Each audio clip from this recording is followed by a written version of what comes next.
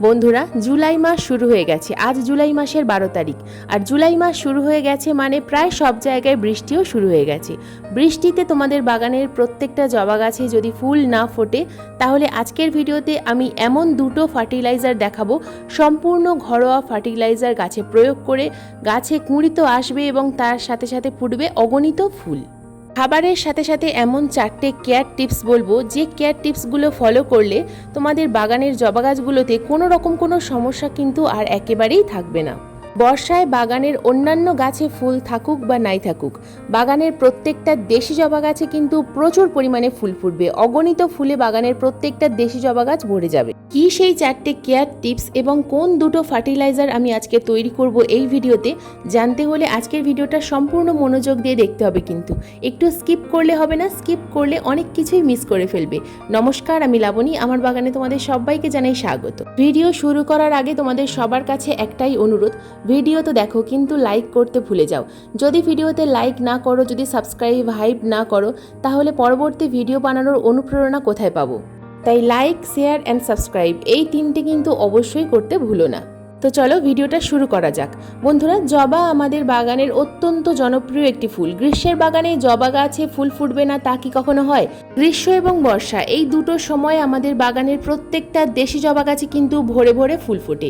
এই সময় যদি তোমাদের বাগানের দেশি জবা গাছগুলোতে কুঁড়ি না আসে, তাহলে প্রথম যে কাজটা আমরা করব, টিপস নাম্বার 1, বাগানের প্রত্যেকটা দেশি জবা গাছের ডগাগুলোকে হালকা করে পিঞ্চিং করে দেব। যদি আমরা এই কাজটা করতে পারি, তাহলে প্রত্যেকটা গাছ কিন্তু খুব তাড়াতাড়ি ঝোপালো হয়ে উঠবে এবং পরবর্তী যে শাখা আসবে সেই শাখায় কিন্তু অগণিত কুঁড়ি আসবে। যেহেতু যে কোনো গাছের ডগায় থাকে গ্রোথ হরমোন, তো আমরা যখনই সেই ডগাটাকে পিঞ্চ করে দিই, তখন নিচের দিক থেকে প্রচুর পরিমাণে শাখা আসে এবং সেই শাখায় প্রচুর পরিমাণে কুঁড়ি আসে। তাই যদি দেখো যে গাছ শুধু লম্বাতেই বাড়তে থাকছে, তখন কিন্তু মাথাগুলোকে হালকা করে পিঞ্চিং করে দেবে, ঠিক যেমন আমি দেখালাম। এই সময় অতিরিক্ত হার্ড প্রুনিং করার প্রয়োজন নেই, শুধুমাত্র হালকা হালকা পিঞ্চিং করে দেবে যদি গাছে কুঁড়ি না আসে। এটাই হলো আমার বর্ষার বাগানের প্রথম কাজ। তো এই কাজটা তোমরা করে দেখো, অসাধারণ রেজাল্ট কিন্তু তোমরা দেখতে পাবে। এরপর 2 নম্বর যে কাজ, টবের মিডিয়াতে যদি একেবারে রোদ্দুর না লাগে, যখনই বৃষ্টি হবে তারপর যখন রোদ্দুর উঠবে, যদি সেই সময় গাছে টবের মিডিয়াতে রোদ্দুর না লাগে, তাহলে কিন্তু গাছের শিকড়ে ফাঙ্গাস লাগবে। তাই সব সময় চেষ্টা করবে নিচের দিকের যে শাখাগুলো আসছে সেই শাখাগুলো কেটে দাও। তো এটা কিন্তু আমি হার্ড প্রুনিং করে দেখাচ্ছি। যদি মোটা ডাল থাকে তাহলে মোটা ডালগুলোকে হার্ড প্রুনিং করব, যদি ছোট ছোট ডাল থাকে তাহলে ছোট ডালগুলোকে আমরা কেটে দেব। তো হাতের সাহায্যে ছোট ডালগুলোকে তোমরা ভেঙে দিতে পারো, ঠিক যেমন আমি দেখাচ্ছি ভিডিওতে। তো এইরকমভাবে নিচের দিকের পুরো কাণ্ডটাকেই পরিষ্কার রাখার চেষ্টা করবে। টবের মিডিয়াতে যেন খুব ভালোভাবে আলো বাতাস পৌঁছায়, টবের মিডিয়াতে যেন কোনো রকমভাবেই কোনো আগাছা না থাকে, আর টবের মিডিয়া যেন সবসময় পরিষ্কার পরিচ্ছন্ন থাকে। তো এই বিষয়টা কিন্তু অবশ্যই লক্ষ্য রাখতে হবে। এবার আসি 3 নম্বর কাজের কথায়। বন্ধুরা, এই সময় আমাদের টবের মিডিয়াতে যদি দেখা যায় যে উপরের দিকে ছোট ছোট সাদা সাদা শিকড় দেখা যাচ্ছে, তাহলে রুট বল না ভেঙে সেই গাছটাকে টব থেকে তুলে বড় টবে রিপোর্ট করতে হবে। রুট বল কিন্তু এই সময় ভাঙা যাবে না। এই সময় রুট বল ভাঙলে অনেক সময় গাছ ঝিমিয়ে যায় এবং হঠাৎ করে গাছটা মারাও যেতে পারে। তাই যদি এই সময় তোমরা দেখো যে গাছে প্রচুর পরিমাণে শিকড় দেখা যাচ্ছে, তাহলে রুট বল না ভেঙে রিপোর্ট করে ফেলো। তাছাড়া এই বর্ষায় কিন্তু কখনোই তোমরা তোমাদের বাগানের প্রত্যেকটা টবকে সরাসরি মেঝের ওপরে রাখবে না। সরাসরি মেঝের ওপরে রাখলে ড্রেনেজ হোলের মুখ বন্ধ হয়ে যায় এবং ওপরে যে বৃষ্টির জলটা পড়ে সেই জল কিন্তু ড্রেনেজ হোলের বাইরে বেরোতে সমস্যা হয়, যে কারণে আমাদের গাছের পাতা হলুদ হয়ে যায় এবং গাছের কুঁড়িগুলো কিন্তু হঠাৎ করেই ঝরে পড়ে। তো এই বিষয়টা কিন্তু অবশ্যই তোমরা মাথায় রাখবে বন্ধুরা। টবের মিডিয়াতে যেন কখনো বৃষ্টির জল বা এমনি যে জল প্রয়োগ করছো সেই জল যেন কখনো বেশি জমা না হয়ে থাকে। বর্ষায় কিন্তু এই কারণেই আমাদের বাগানের প্রত্যেকটা গাছের কুঁড়ি ঝরে পড়ে এবং গাছের পাতাগুলো হঠাৎ করে হলুদ হয়ে শুকিয়ে ঝরে পড়ে। টবের মিডিয়া ভিজে থাকার কারণে যে সমস্যাগুলো আমাদেরকে লক্ষ্য করতে হয়, দেখো এখানে যে টবটা দেখতে পাচ্ছ, এই টবের মিডিয়ার অতিরিক্ত ভেজা এবং ওপরের দিকে শ্যাওলা হয়েছে। তো এই রকম অবস্থায় টবের মিডিয়াতে কিন্তু প্রচুর পরিমাণে পোকামাকড়ের আক্রমণ হয়। সামান্য একটু খুশা দেখলেই তোমরা দেখতে পাবে টবের মিডিয়াতে প্রচুর পরিমাণে পোকামাকড়ের আক্রমণ হয়েছে। তাছাড়া শামুক, ঠিক সন্ধ্যাবেলা লক্ষ্য করলে দেখতে পাবে ছোট ছোট শামুক কিন্তু তোমাদের টবে আনাগোনা করবে এবং এই শামুক গাছের পাতা খেয়ে নেয়। এছাড়া বন্ধুরা, গাছে টবের মিডিয়াতে প্রচুর পরিমাণে পিঁপড়ের আক্রমণ হয়। কেন্নর আক্রমণ হয়। তো এগুলোর আক্রমণ যদি খুব বেশি বেড়ে যায় তাহলে কিন্তু আমাদের গাছের জন্য ক্ষতিকারক। আমাদের টবের মিডিয়ার শিকড়, কচি কচি শিকড়গুলো এগুলো খেয়ে নেবে, শামুক গাছের পাতা খেয়ে নেবে, গাছের কুঁড়ি খেয়ে নেবে। তো এই সমস্যার হাত থেকে রেহাই পাওয়ার জন্য আমাদের যে কাজটা করতে হবে, প্রথমে টবের মিডিয়াটাকে আমাদের হালকা করে খুশে দিতে হবে। অতিরিক্ত ডিপে খোসার প্রয়োজন নেই। অতিরিক্ত ডিপে খুশলে এই সময় কিন্তু প্রচুর পরিমাণে ফিডার রুট কেটে যাবে, শুধুমাত্র ওপরের দিকে সামান্য কেটে দিতে হবে। এরপর আমাদেরকে যেটা গাছে প্রয়োগ করতে হবে সেটা হলো ফিটকিরি। বন্ধুরা, এই ফিটকিরি আমাদের টবের মিডিয়াতে যে কোনো পোকামাকড় তাড়াতে কিন্তু খুব ভালো কাজ করে। আমরা প্রতি মাসে একবার অথবা দুবার নিমখোল প্রয়োগ করি। নিমখোল প্রয়োগ করা সত্ত্বেও আমাদের গাছে কিন্তু এই সমস্যাগুলো খুব বেশি দেখা যায়। আমার হাতে যে বস্তুটা দেখতে পাচ্ছ এটা হলো পটাশিয়াম অ্যালুমিনিয়াম সালফেট, যাকে আমরা ফিটকিরি বলি। এই ফিটকিরি মিশ্রিত জল আমরা যদি প্রতি মাসে অন্তত একবার করে টবের মিডিয়াতে প্রয়োগ করতে পারি তাহলে দুর্দান্ত রেজাল্ট পাবো। ফিটকিরি আমাদের টবের মিডিয়াতে পোকামাকড় তাড়াতে সাহায্য করবে, তার সাথে সাথে টবের মাটিকে অ্যাসিডিক করবে এবং গাছে প্রচুর পরিমাণে ফুল আনতে সাহায্য করবে। বন্ধুরা, প্রথমেই আমরা এই ফিটকিরিটাকে জলে অন্তত 4 থেকে 5 মিনিটের জন্য একটু ভিজিয়ে রেখে দেবো। এভাবে কিছুক্ষণ ধরে যদি তোমরা নাড়তে পারো দেখবে জলের কালারটা কিন্তু সামান্য সাদা হয়ে গেছে। তো এই যে লিকুইডটা তৈরি হলো, এই লিকুইডটাই আমরা কিন্তু টবের মিডিয়াতে প্রয়োগ করব। যদি তোমরা বড় টবে প্রয়োগ করো সেক্ষেত্রে সম্পূর্ণ 1 লিটার লিকুইড প্রয়োগ করতে হবে। যদি ছোট টবে প্রয়োগ করো সেক্ষেত্রে একটু পরিমাণে কম প্রয়োগ করতে হবে।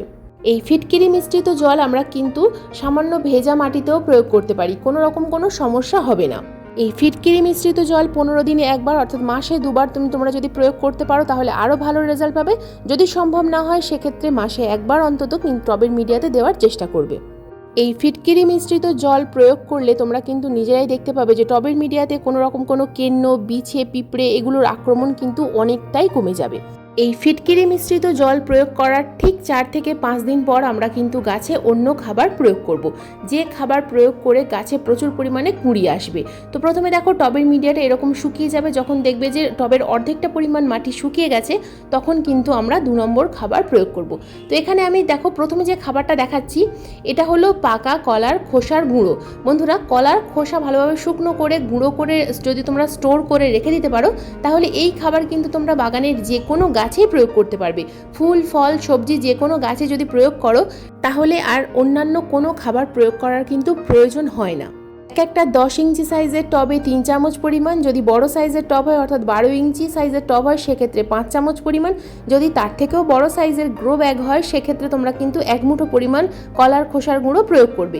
কিন্তু যেহেতু এখন বর্ষাকাল, কলার খোসার গুঁড়ো তোমরা করতে পারবে না, তাই সম্পূর্ণ অন্য এক ধরনের পদ্ধতি দেখিয়ে দেব, যে পদ্ধতিতে তোমরা খাবার তৈরি করে সম্পূর্ণ বর্ষাকাল প্রয়োগ করতে পারবে। তো এখানে দেখছো কলার খোসা, পাকা কলার খোসা কিন্তু স্টোর করে আমরা এখন বর্ষাকালে রাখতে পারবো না, পচে যাবে।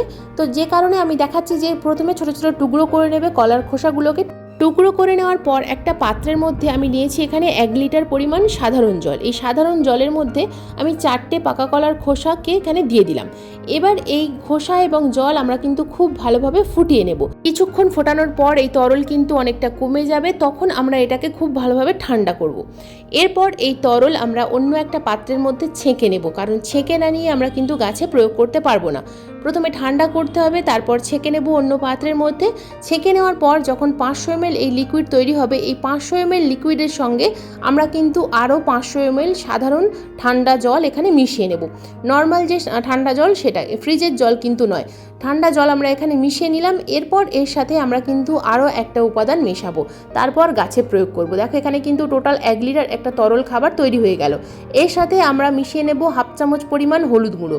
হলুদ গুঁড়ো আমরা সবাই জানি একদম ন্যাচারাল একটা ফাঙ্গিসাইড। এটা যদি আমরা এই সময় বর্ষাকালে টবের মিডিয়াতে প্রয়োগ করি তাহলে কিন্তু গাছ ভালো থাকে এবং টবের মিডিয়াতে কোনো রকম কোনো ফাঙ্গাস প্রবলেম হয় না। তো এই যে লিকুইডটা তৈরি হলো, এই টোটাল 1 লিটার লিকুইড আমরা কিন্তু একটা 20 ইঞ্চির বালতিতে প্রয়োগ করব। টবের মিডিয়া যদি হালকা ভেজা থাকে তাহলেও কিন্তু কোনো সমস্যা হবে না। তো এই খাবার আমরা যদি 15 দিন অন্তর অন্তর টবের মিডিয়াতে প্রয়োগ করতে পারি, বাগানের প্রত্যেকটা গাছে কিন্তু প্রচুর পরিমাণে কুঁড়ি আসবে। প্রথমে টবের মিডিয়াতে ফিটকিরি মিশ্রিত জল প্রয়োগ করতে হবে, তারপর ঠিক 4 থেকে 5 দিন পর এই খাবার গাছে প্রয়োগ করতে হবে। তো এইভাবে আমরা যদি সম্পূর্ণ মাসে 10 দিন অন্তর অন্তর খাবার প্রয়োগ করতে পারি, তোমরা কিন্তু তোমাদের বাগানের প্রত্যেকটা গাছে প্রচুর পরিমাণে ফুলের দেখা পাবে। বন্ধুরা, এই ছিল জুলাই মাসের দেশি জবা গাছের পরিচর্যার ভিডিও। আজকের এই ভিডিও তোমাদের কেমন লাগলো অবশ্যই কমেন্ট করে জানাবে কিন্তু। আর ভিডিও যদি ভালো লাগে তো প্লিজ একটা লাইক করো, শেয়ার করো, হাইপ করো।